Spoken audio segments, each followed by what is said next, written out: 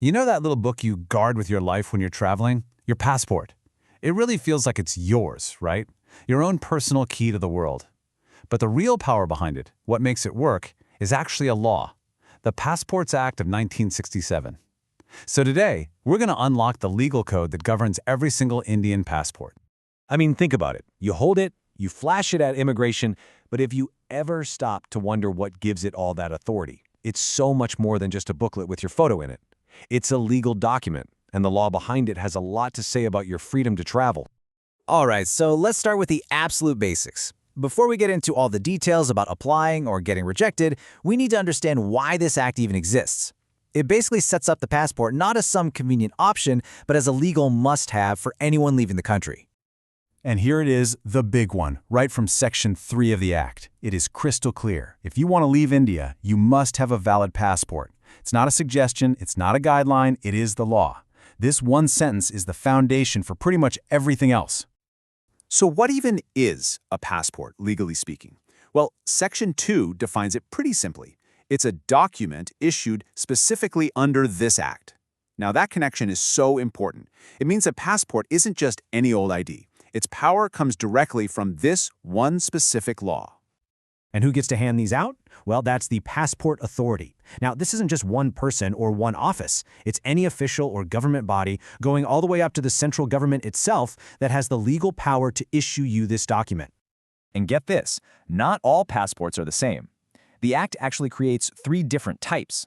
Most of us, you and me, we have the ordinary passport. But there are also official passports for people on government business, and then you've got the top-tier diplomatic passports for ambassadors and high-level representatives. Okay, so we know what a passport is and who issues it. The next logical question is, how do you actually get one? Well, the Act lays out a very specific, formal process that everyone has to follow. According to Section 5, your application goes on a little journey. First, you fill out the forms and pay the fee. Simple enough. Second, the Passport Authority does its homework. It conducts an inquiry, which is basically the whole verification and background check phase. And finally, you get an order, in writing, that either says yes or no. But that final step, the written order, well, sometimes it's a no.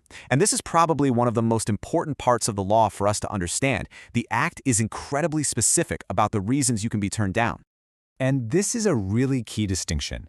A no from the government can actually come in 2 flavors. They could refuse you permission to travel to one specific country if they think you being there could be bad for India's interests, or, for more serious reasons, they can refuse to issue you a passport altogether for travel anywhere. So what are these big reasons for a total refusal? Well, some are pretty obvious, right? Like if you're not an Indian citizen. Others are about your legal status. If you have a criminal case pending or a warrant out for your arrest, that's a problem. But look at that last one. A passport can be refused if the government decides it's not in the public interest. That's a really broad term, and it gives them a ton of discretionary power. Okay, so let's say you made it through. You've got your passport in hand. You're all set, right? Well, not exactly. The government's authority doesn't just stop once the passport is issued. The Act also gives them the power to take it away. Section 10 brings in 2 very serious words, impound and revoke. To impound a passport means they can seize it, maybe temporarily, while they look into something. But to revoke it, that's way more permanent. That means they cancel it, it's gone. And the reasons for getting your passport canceled might sound a little familiar.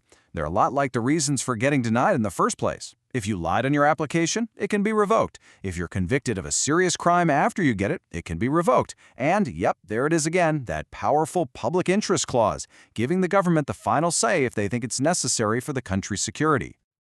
So that brings us to the final piece of the puzzle. What happens if you actually break these rules? We're not just talking about getting your application denied anymore. Now we're talking about actual criminal penalties. Section 12 doesn't mess around. Knowingly giving false info, using a passport that isn't yours, or even just letting someone else use yours, all of these can land you in prison for up to 2 years plus a fine. And the penalties are even tougher for a non-citizen who tries to cheat the system. The law takes the integrity of this little book very, very seriously. And that brings us to what is, for my money, the most shocking thing in this entire law. That passport you have, the one with your photo, your name, your signature, legally speaking, it's not yours. The law is explicit. It is and always will be the property of the central government. You're just the person who's allowed to hold it. So here's the bottom line. Your passport isn't some fundamental right you're born with. It's a privilege, and it's granted to you under a really strict set of rules. Think of it as a license to see the world, a license that's owned by the government and one they can deny or even take back. It's absolutely your key to the world, but it's a key that comes with a very detailed instruction manual. Knowing all that, does it change how you see that little blue book?